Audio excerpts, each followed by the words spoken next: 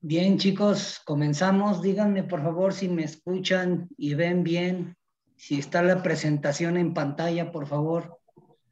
Sí, se escucha bien. Todo bien. Todo bien. Y hace rato no sé por qué razón tuve problemas y incluso hasta se cortaba la voz. Perfecto. Comenzamos. La clase anterior, la última clase, ¿de qué hablamos? Del tejido adiposo. Tejido adiposo. El tejido adiposo, también conocido como tejido graso subcutáneo. ¿Qué clase de tejido es?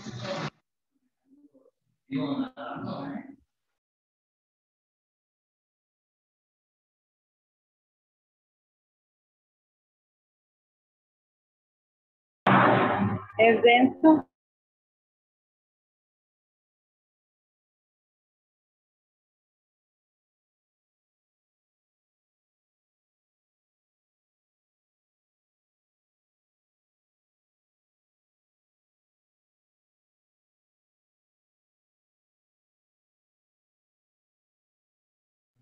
¿Profesor, puede repetir la pregunta, por favor?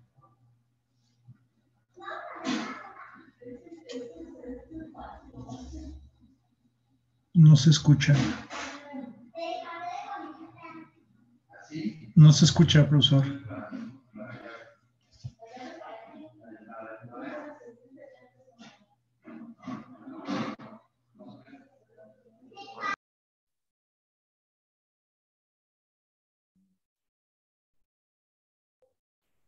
¿Se trabó? Profe, no se oye. No se oye, ¿verdad? No, no se escucha nada. No se escucha, profesor, solo se escuchan ustedes. Ajá.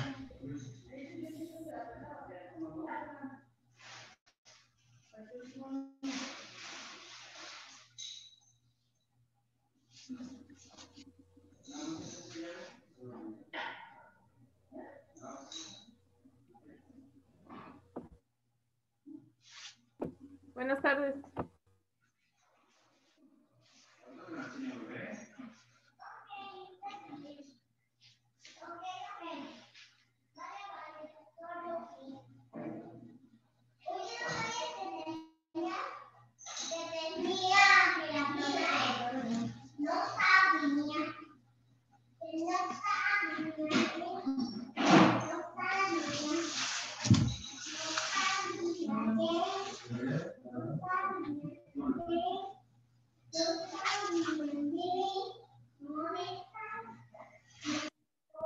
¿Aún no se oye nada?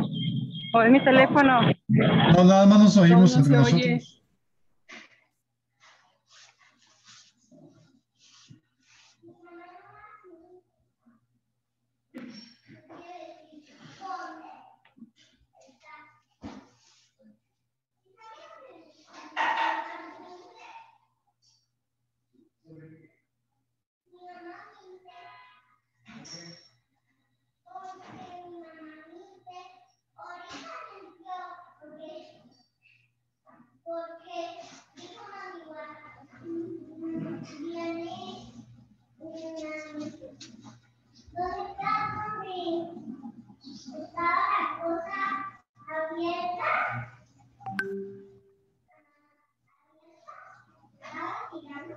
Ahora sí, ¿me escuchan? Sí. ¿Ya me escuchan? Ok. Sí, ya. Sí, profesor. Bien, parece que lo que tengo que utilizar es una diadema. Ok. Entonces ya me escuchan, ¿verdad?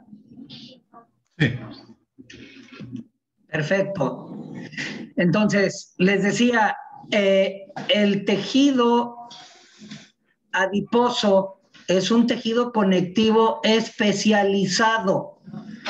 Y significa especializado porque tienen un origen común, pero una función diferente. Entonces, son tejidos que realizan funciones específicas, pero que tienen características de origen común. El tejido adiposo entonces es un tejido conectivo especializado. ¿Cuál es otro que pueden mencionar?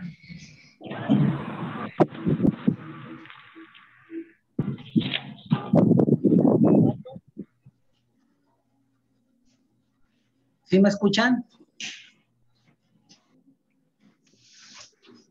Sí, profe. Eduardo, ¿sí se me escucha? Sí. Ok. Sí, lo estoy escuchando. Sí, profe. Entonces, ejemplo de tejido conectivo especializado, el tejido óseo y el tejido sanguíneo. Ese es un ejemplo de tejidos conectivos especializados y tienen orígenes en común. Aunque la sangre, varios de sus componentes celulares tienen origen en la médula, es decir, hematopoyético. La hematopoiesis viene de la poiesis medular. Es la elaboración de sangre, ¿no? Si es, los diferentes elementos de, por ejemplo, del tejido conectivo, viene de células madres pluripotentes llamadas células mesenquimales. Células madre mesenquimales. El mesénquima es un tejido asociado íntimamente al tejido conectivo, pero en una configuración embrional de la que constantemente están surgiendo nuevas células. Estas células entonces están en un constante diferenciación. Entonces, cuando hablamos de las células madre, tal y cual, tenemos que diferenciar de las células madre pluripotentes y las totipotentes. Las células totipotentes se encuentran en el cordón embrionario y en el propio embrión. Cada una de esas células se va a diferenciar en todas las clases posibles de células, y de un solo grupo de células madre van a llegar a formarse todos los tejidos y órganos posibles. En cambio, las pluripotentes, ¿sí?, es únicamente el tejido diferenciado de una sola clase. Un ejemplo de un tejido que posee gran capacidad de células mesenquimales es el tejido conectivo. El tejido conectivo. Entonces, este tipo de células han sido grandemente estudiadas para poder conocer precisamente los procesos de diferenciación celular, ¿sí? Bien, el tejido conectivo tal y cual. El tejido conectivo funciona, se encarga de mantener la integridad estructural del organismo. Si no, seríamos precisamente tejidos más o menos amorfos, ¿no? No sé si han visto por ahí, me imagino que sí, algún video de turistas que estaban sacando medusas de su hábitat. Medusas que estaban flotando cerca de la superficie, y por ahí un turista sujetó una de ellas y la sacó del agua. En el momento en que comienza a sacarla, literalmente se parte por mitad la medusa. ¿Por qué? Porque sencillamente al salir del agua ya no puede resistir el peso fuera del agua. Y como son organismos que viven dentro del agua, sus estructuras de tejidos no están diseñadas para resistir las fuerzas de tensión. Entonces, al sacarlas del agua, se partió. En cambio, el ser humano, o los animales vertebrados o algunos invertebrados, y en resumen, animales terrestres, todos ellos poseen una característica en común. que poseen tejidos estructurales de sostén que les evitan precisamente que se deformen. Y aunque van a diferenciarse claramente, digamos, entre los invertebrados, los insectos y los animales, los vertebrados o los reino animal, porque, por ejemplo, los insectos, su composición, ellos no tienen esqueleto tal y cual. El esqueleto no es interno como nosotros, por ejemplo, como los vertebrados, sino que es externo. El esqueleto de la mayoría de los insectos es un exoesqueleto y su composición es diferente. ¿Sale? Y sin embargo, los tejidos conectivos son muy similares. Entonces, este tejido conectivo, por eso les decía yo, el ejemplo claro de un tejido conectivo es el tejido óseo. Es que imagínate, el tejido óseo como tal, pues da sostén y forma cada uno de los individuos que la poseen. ¿Sí? Y ese tejido, Noemí, por favor, tu micrófono. Noemí, gracias. Ese tejido óseo, entonces, prácticamente es lo que le da la morfología, la sostén, la fuerza al cuerpo y es donde se aplica, pues, el resto de los tejidos, ¿sí? Luego, constituye la estructura sobre la cual las células especializadas forman órganos. Entonces, imagínate que comienzas a fabricar un edificio y ese edificio, hay un lugar, hay un terreno en el cual tienen que fabricar ese edificio. ¿Qué es lo que hacen primero? Sobre todo las torres de oficinas o las torres, los que comúnmente llamamos rascacielos, ¿cómo se comienzan a construir? Literalmente con un esqueleto de vigas. Y en ese esqueleto ya se va a configurar el resto del edificio. Los entrepisos, los muros, los muretes, los muros divisorios, los muros externos, los techos, las tuberías, cables de electricidad, etcétera, etcétera, etcétera. Y todo en base a ¿qué? A esa estructura fuerte, primaria.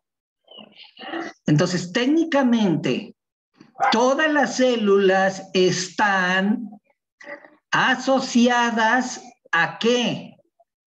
A una estructura de proteínas de unión que literalmente forman el andamiaje del tejido conectivo. Es por eso que este tejido proporciona soporte estructural. Y es un soporte con sus propias características físicas y mecánicas. Y estas características físicas y mecánicas le permiten adaptación y cambio según las demandas. Estos procesos de adaptación y cambio de las demandas, sea de tensión, de torsión, de presión, estiramiento, fuerza, fatiga, etcétera, se van a catalogar dentro de lo que se conoce como leyes de los tejidos. Entonces, por favor, nota, van a investigar cuáles son esas leyes enfocadas a los tejidos. Tenemos un ejemplo, la ley de Wolff. ¿A qué se refiere la ley de Wolff? Nada más les menciono uno. El resto, o todas estas, por favor, las buscan, ¿de acuerdo? Porque hay que entender entonces que todos estos tejidos están para una cuestión puramente mecánica y hay procesos de adaptación, ¿sí? Por eso es que los tejidos tienen que dar soporte. Entonces, ¿por qué te imaginas que esos monjes Shaolin que salen allí haciendo exhibiciones ostentosas de fuerza sobrehumana y demás pueden resistir cosas que no resisten otros? Precisamente porque el entrenamiento que ellos tienen va enfocado a cambiar, en base a las leyes de los tejidos, las características físicas, tal y cual.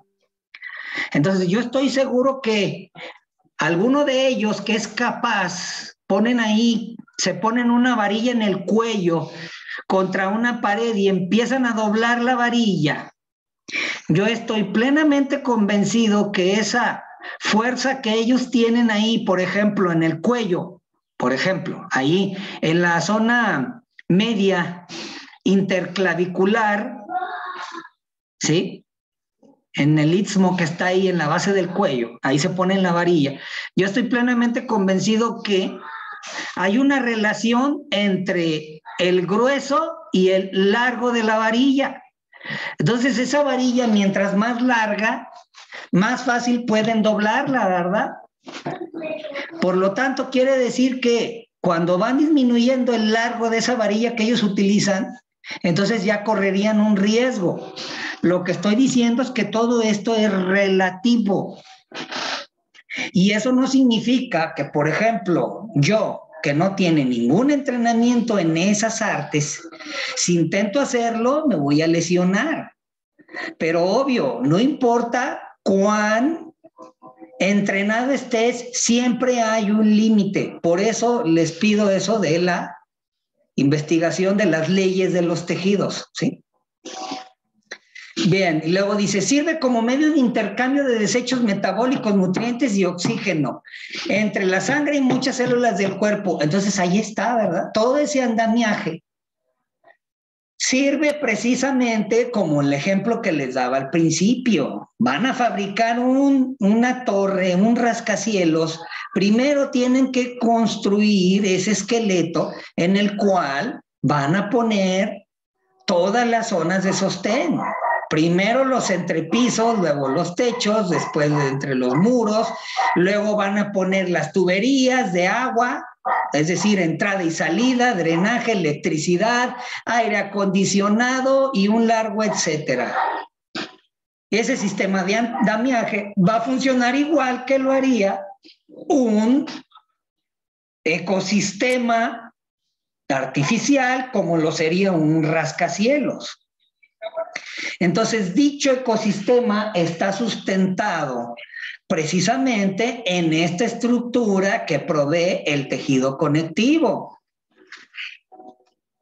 Entonces, todos los epitelios especializados que forman, por ejemplo, las arterias y las venas, pues tienen que cruzar a través de ¿qué? De tejido conectivo. Y en las arterias y las venas circula sangre. ¿Y qué es la sangre? Ya les dije, tejido conectivo especializado. Entonces, es de suma importancia, ¿verdad? Bien, y luego dice, contribuye a la defensa y protección del cuerpo. ¿Por qué? Porque precisamente en todos estos espacios intercelulares hay elementos del sistema inmune. Así como ustedes vieron en las clases anteriores acerca del sistema linfático, cómo está grandemente anegado en células blancas, linfocitos, células derivadas del sistema inmune entrando y saliendo al espacio linfático. Bueno, pues en el espacio intercelular, entre célula y célula, allí donde entra la linfa, va y viene y hay una recaptación del oxígeno, del dióxido de carbono, de nutrientes, de desechos de nutrientes que son metabolitos.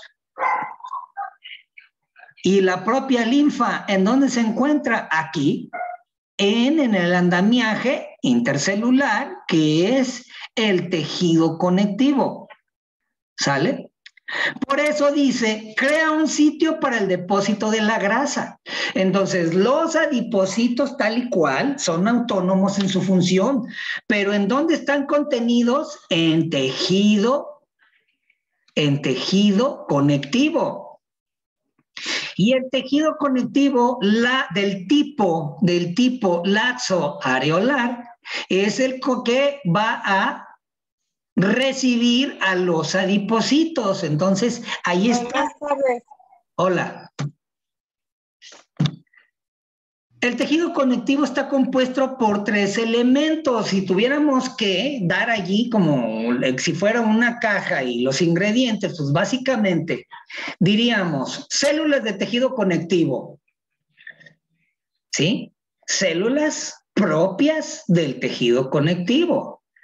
Luego, fibras del tejido conectivo, que es una suerte de red en el cual el resto de los elementos se van a sustentar. Y matriz extracelular o sustancia fundamental amorfa. Esa manera de una especie de gel. La matriz extracelular, ricamente compuesta de proteoglicanos, forma una suerte de gel o silicón que le va a proveer ciertas características fisiológicas, físicas y mecánicas al tejido conectivo. En una cierta clase ya les había hablado acerca de lo que era la matriz extracelular o sustancia fundamental amorfa. ¿Recuerdan que les di un ejemplo de lo que es prácticamente esta sustancia fundamental amorfa?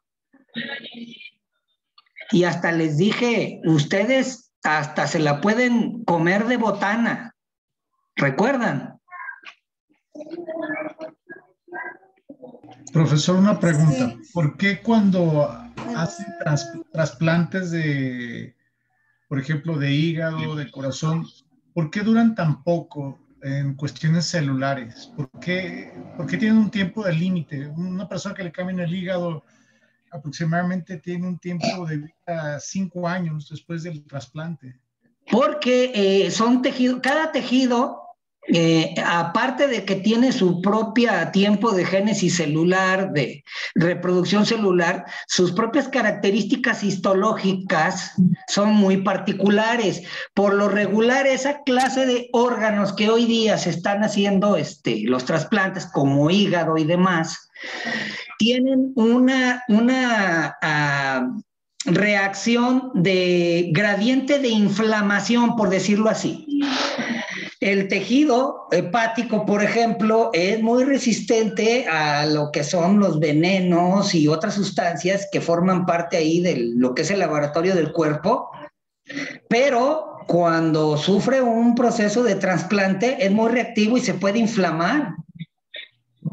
La córnea, aquí la pequeña cáscara dura que está frente al ojo, que contiene ahí las estructuras del ojo, lo que llamamos la córnea ocular, prácticamente es mucho menos reactiva a procesos de inflamación, a los procesos de inflamación mediados por una serie de cascadas inflamatorias que es diferente de un órgano al otro. Es por eso que prácticamente no hay eventos de rechazo, por ejemplo, en una córnea que en un otro órgano.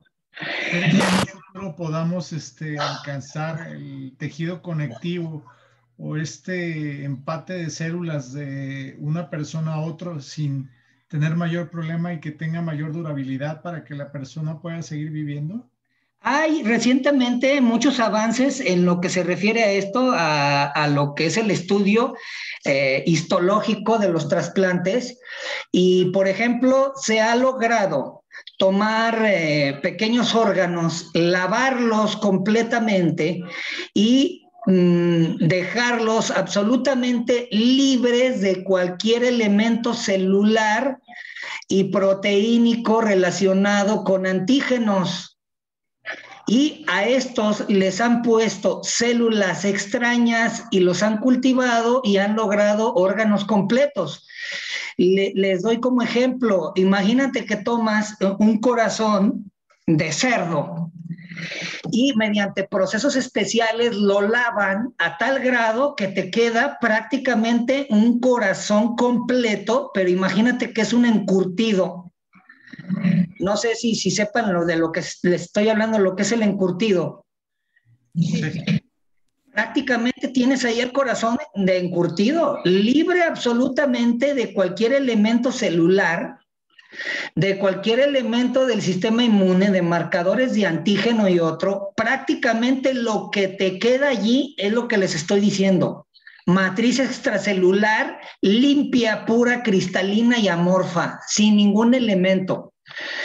Entonces, como está libre de todo eso, logran introducir células nuevas de un individuo diferente, por ejemplo, de un borrego, y entonces se reconstituye lo que fue un corazón de un cerdo, ahora de un borrego, lo trasplantan al borrego donador y ven que no hay rechazo, ¿verdad? Entonces, sí, yo estoy seguro que los países que no siguen la ética, porque quieran que no, la ética médica está basada en dos principios, primeramente en el derecho romano y después en la filosofía cristiana, en cierta medida. Pero todos esos países que no se rigen por esta ética, yo estoy seguro que ya han experimentado hasta con seres humanos, ¿no?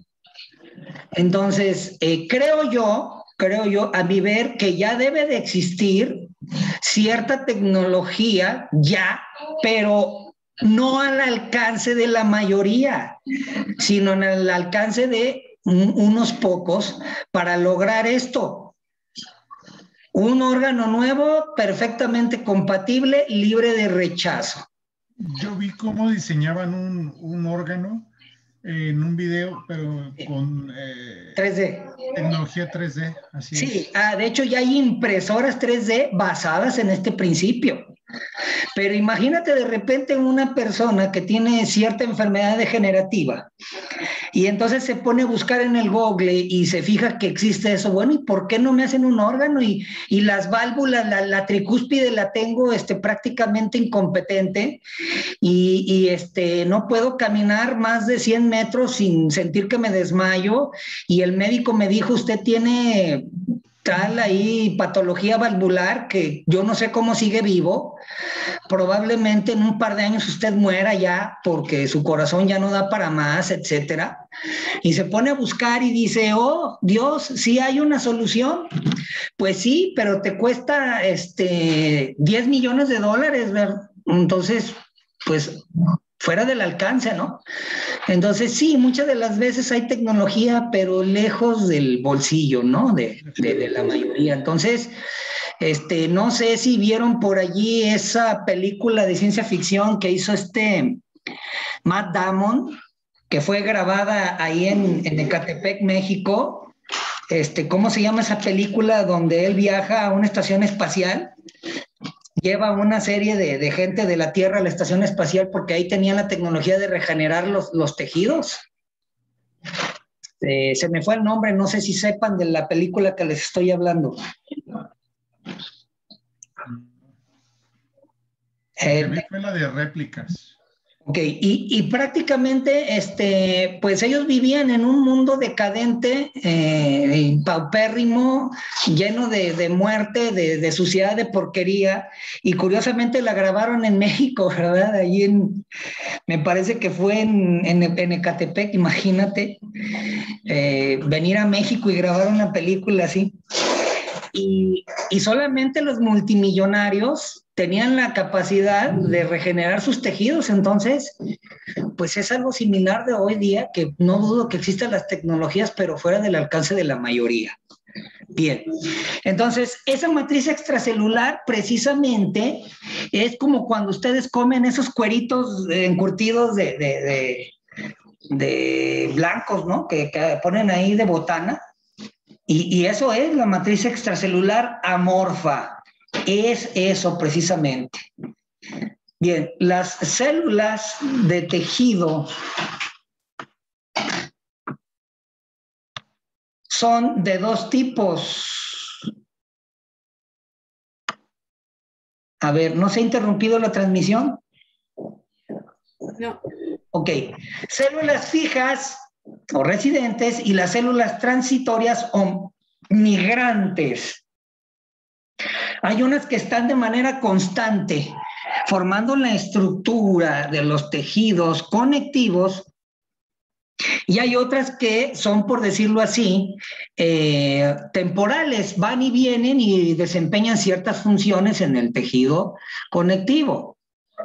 Hay 4 tipos de células residentes, ¿sí? Fijas.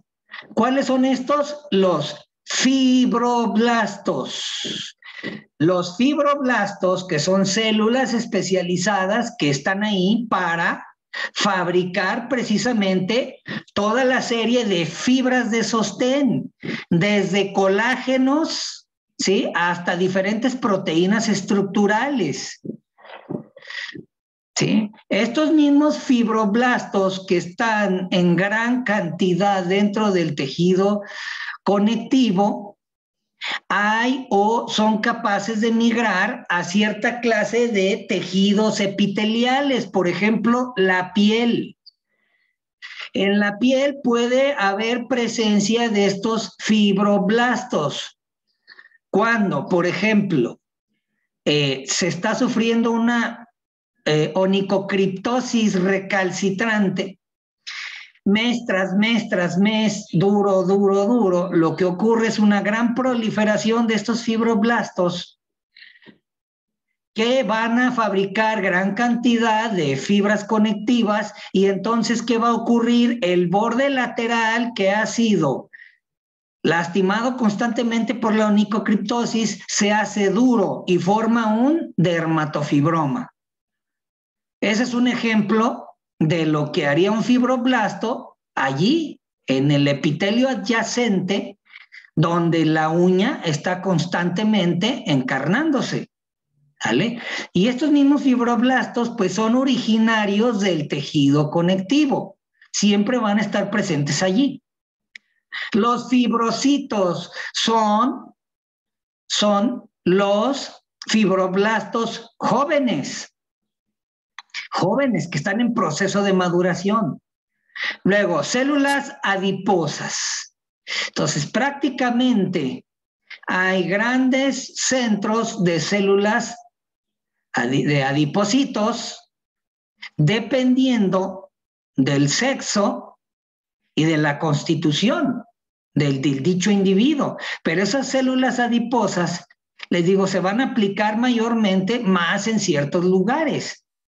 Por ejemplo, es muy difícil que encontremos células adiposas, por ejemplo, en la zona tibial anterior, todo lo que es la espinilla de la pierna. Difícilmente encontramos, pero luego vas descendiendo hacia la zona anterior del tobillo y ahí ya hay. Detrás, retromaleolar, tibioperonea. Ahí ya encontramos tejido adiposo. Subes, zona poplítea.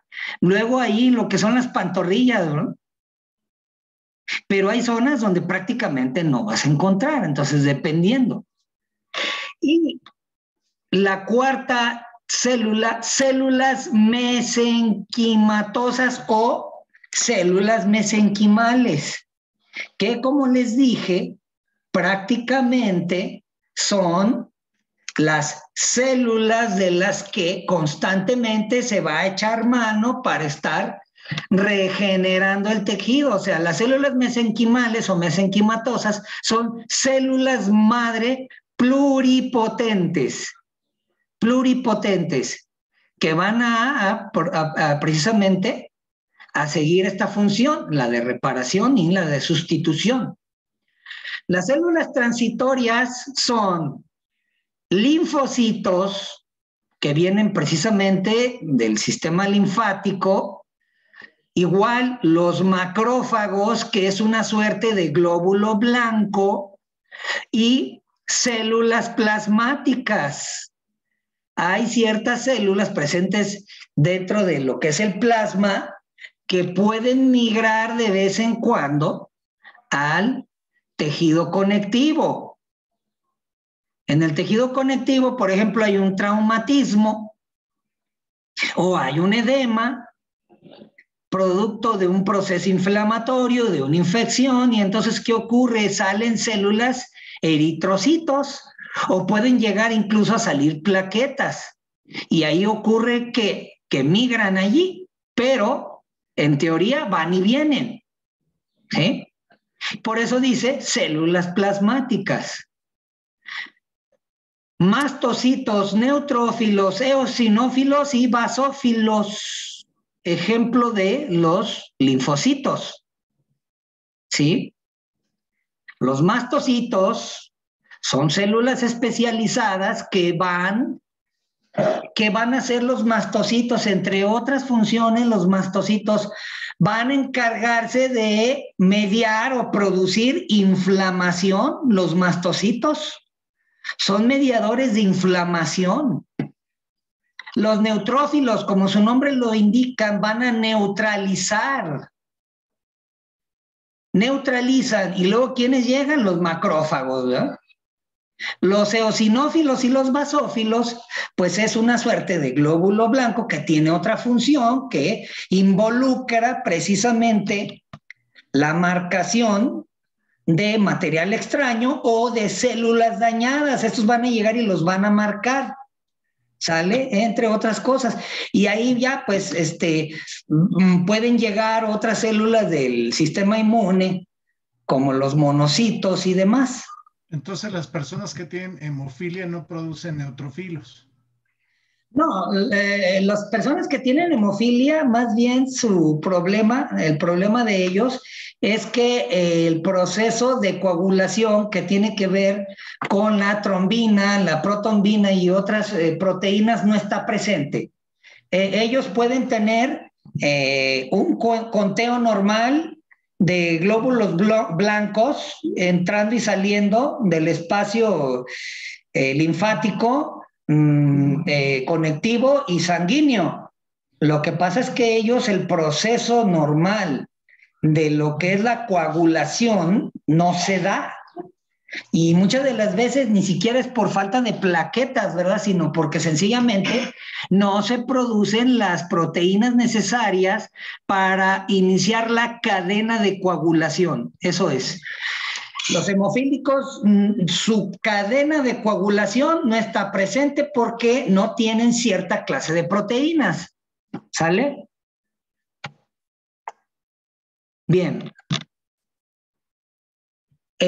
Células fijas, ya estuvimos hablando, los fibroblastos, células que producen componentes fibrosos de la matriz extracelular. ¿Qué van a producir los fibroblastos? Colágeno, fibras elásticas como la elastina, fibras reticulares como la fibronectina, por ejemplo, la reticulina, la filagrina, etcétera. Glucosaminglucanos. El glucosaminglucano precisamente es toda esa gelatina blanca que nos comemos en los encurtidos, ¿no? En el cuerito. Gran parte de eso es precisamente glucosaminglucanos y glicoproteínas, que son sustancias especializadas, que es una mezcla de glucosa con proteínas. Entonces, los proteoglicanos o glucoproteínas pueden ser más complejas y más pesadas que las mismas hidratos de carbono, por ejemplo. ¿Sí? Y de allí, precisamente, que sean una de las principales componentes de la sustancia amorfa. Vamos a decir que todas estas sustancias, el colágeno y los glucosaminglucanos, van a representar el 80% del peso de ese tejido conectivo. ¿Sí? Fíjense, entonces es importantísimo.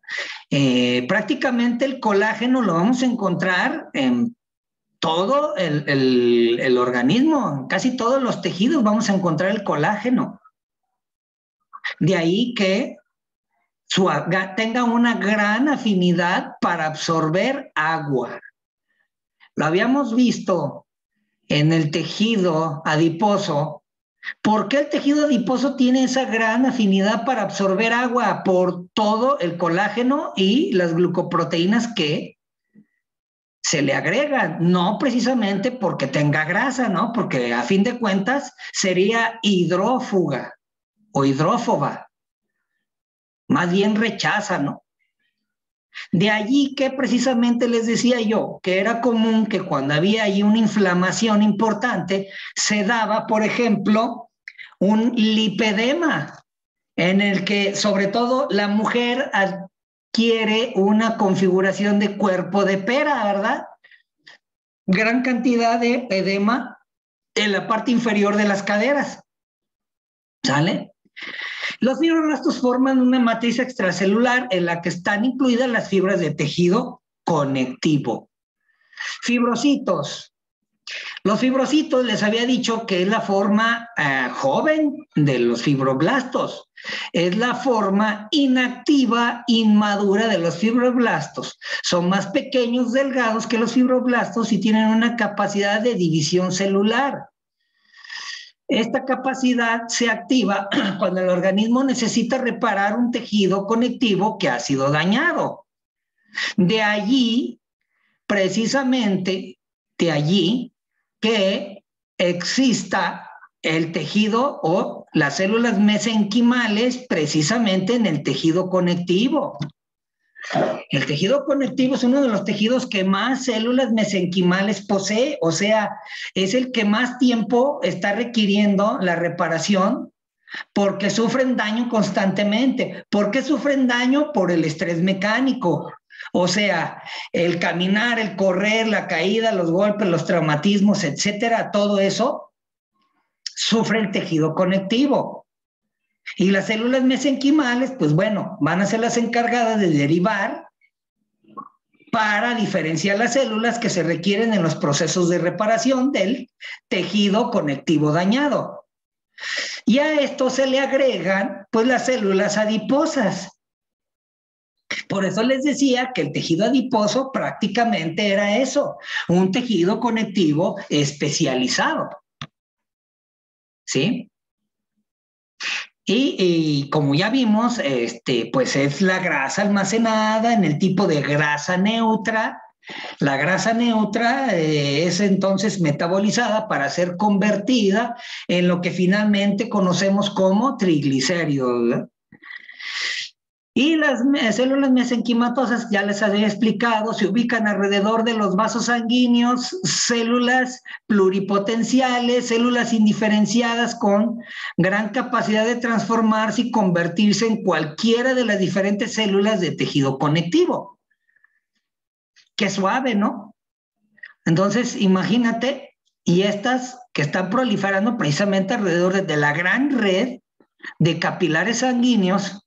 Precisamente por eso, si ustedes se fijan, el tejido conectivo tiene una gran red de vasos sanguíneos y es por eso, para suplementar estas células. Y ahora llegamos a las células transitorias del tejido conectivo. Ya vimos las fijas. Las células transitorias, linfocitos, se encuentran en un gran número en el tejido conectivo laxo. Son parte de los glóbulos blancos de la sangre y migran hacia áreas afectadas del tejido linfático o desde la sangre, necesariamente y por los mecanismos ya conocidos, que tienen que llegar allí precisamente, ¿verdad? Y hay dos tipos de los linfocitos, se conocen los linfocitos B y los linfocitos T. Los linfocitos B se originan ellos tienen, se originan de la médula ósea, ¿sí? La poiesis de estos vienen de la médula ósea, tal y cual, migran al tejido linfoide donde residen y se multiplican. O sea, los linfocitos B, a través de la linfopoiesis derivado de la médula, porque hay otros que no son de la médula, vienen, por ejemplo, del hígado. Específicamente los linfocitos B, su origen es medular. Y entonces llegan al espacio intercelular y es captada por el sistema linfático y es llevado al sistema sanguíneo y de ahí redistribuido. Lo mismo sucede con los linfocitos T. Surgen de células formadas originalmente también en la médula ósea, ¿sí? Su origen es medular, la poiesis, ¿sí? Viene de la médula ósea y durante los primeros años de vida hasta la pubertad migran hacia un órgano que es el timo, que se encuentra ahí en la parte central del pecho, detrás del esternón. Hay una estructura muy curiosa. Detrás del esternón, en la parte inferior del mediastino, hay una estructura llamada timo. Y el timo está especialmente activo durante la niñez y la pubertad. Está grandemente activo en ellos. Ya se dice, cuando llega la edad adulta, queda inactivo el timo. No, no completamente. Lo que pasa es que si mides la actividad que tiene durante la niñez y la pubertad, es 1000 veces más que la edad adulta. Por eso dicen que queda inactivo, ¿no? Imagínate. ¿Sí? Allí en el timo. Y identifican y destruyen células infectadas por virus, hongos. También identifican y destruyen células tumorales y participan en el rechazo de los órganos, ¿verdad? Bien. Se originan de células precursoras de la médula ósea, en especial, ¿cuáles? Los monocitos. Permítanme. Tengo problemas. Los macrófagos, entonces, se originan de células precursoras de la médula. La poiesis de esos también es de la médula ósea, ¿sí? Los macrófagos, ya les había dicho, los monocitos, por ejemplo, que son encargados de identificar y destruir células, luego llegan los macrófagos a prácticamente digerirlos. Estos pueden diferir en apariencia, pero todos tienen capacidad de fagocitar. Los monocitos y los macrófagos son los principales comedores, y no nada más de virus o bacterias, sino de células inflamatorias, células dañadas, ¿verdad? También de células inflamatorias. De allí que en los procesos inflamatorios crónicos, por ejemplo en el lupus, los macrófagos terminan por dañar a las células ya de forma indiscriminada, porque esa es la función de los mismos, ¿sí? Y lugares donde pueden residir macrófagos: tejido conectivo laxo, el vaso y la pleura del peritoneo, ¿sí? Células plasmáticas. Las células plasmáticas se encuentran diseminadas en el tejido conectivo, no tienen capacidad fagocítica, son muy abundantes en las zonas de inflamación crónica y abundan en aquellas zonas que han sido invadidas por sustancias extrañas o microorganismos. Les había dicho, acuérdense que viene la cascada de inflamación. Viene por allí el mecanismo del cambio de la presión osmótica, oncosmótica, la dilatación de los capilares y que van a dejar pasar elementos proteínicos y elementos de sales y elementos celulares.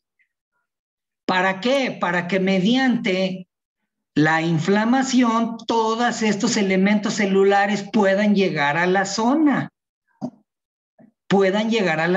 Ese es el proceso inflamatorio. Y el proceso inflamatorio va a asegurar que dichas células plasmáticas lleguen a la zona. ¿Vale? se va a lograr a través del proceso inflamatorio. Y el proceso inflamatorio, ¿qué componente va a involucrar? El edema. El edema. ¿Sale? Entonces, de allí que los edema crónico, pues se encuentren células plasmáticas de forma constante. ¿Sí? Y el ejemplo de eso, ¿qué es? La obesidad mórbida, el linfedema, el lipedema, etcétera. Ese es un ejemplo. Se originan de los linfocitos B o beta, que han estado en contacto con un antígeno y tienen la capacidad de dar origen a anticuerpos. ¿Sale? Entonces, como estas células plasmáticas pueden derivarse de los linfocitos B, estas tienen la función y la capacidad de producir antígenos que van a fijarse precisamente a otros elementos celulares para formar los llamados anticuerpos. ¿Sí? Bien.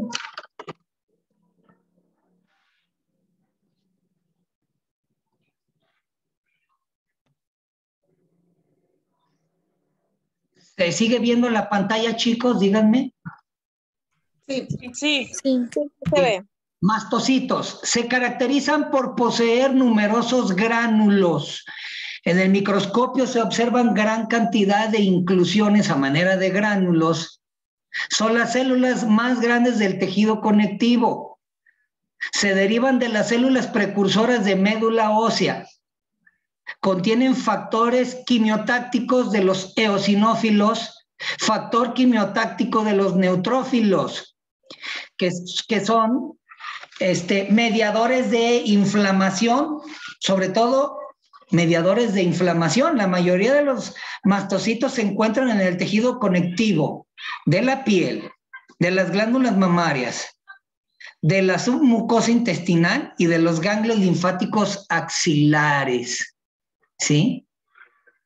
Qué curioso, ¿no? Precisamente en esas zonas es donde más se van a involucrar. Bien. ¿Dudas hasta aquí, muchachos?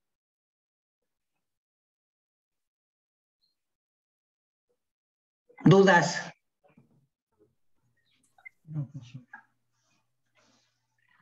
Bien, entonces hemos llegado al final de la clase. El día de mañana continuamos a partir de aquí de las fibras. Vamos a ver de aquí en adelante lo que son las fibras y en qué consisten. En un momento más les pego esta presentación ahí, ¿de acuerdo? Sí, pues. Okay, pues. Entonces, si no hay dudas, terminamos la clase y nos vemos el día de mañana, ¿ok? Gracias, profesor. Gracias. Hasta Buenas luego. noches. Buenas noches. Gracias, maestro.